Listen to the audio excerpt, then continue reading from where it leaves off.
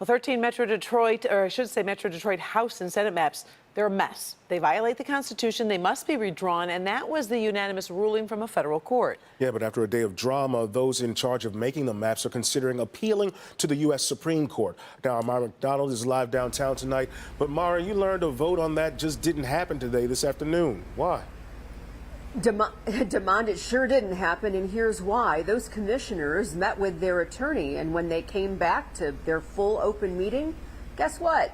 A lot of them bailed. So many, they couldn't hold a vote. Let me show you what's gone on here.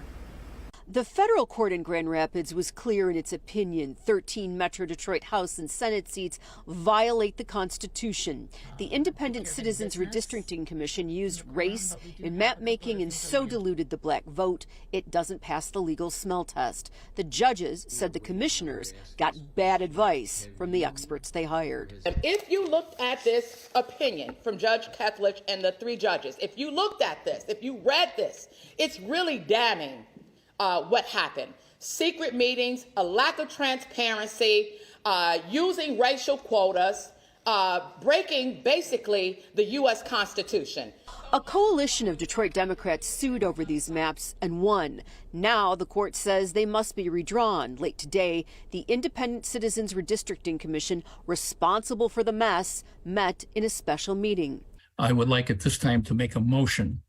I would move that we file a notice of appeal and appeal with the United States Supreme Court. But the idea of appealing that federal court decision to the U.S. Supreme Court got immediate pushback from some commissioners. I am adamantly against it, and I just want everyone to know that publicly. The commission's attorney begged them to discuss the issue in a closed session so they could get confidential legal advice, which they ultimately did.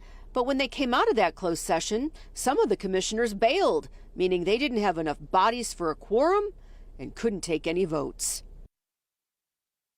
Back here live. So here's where we're at right now. It seems that the idea of an appeal at the commission level for now is at a standstill.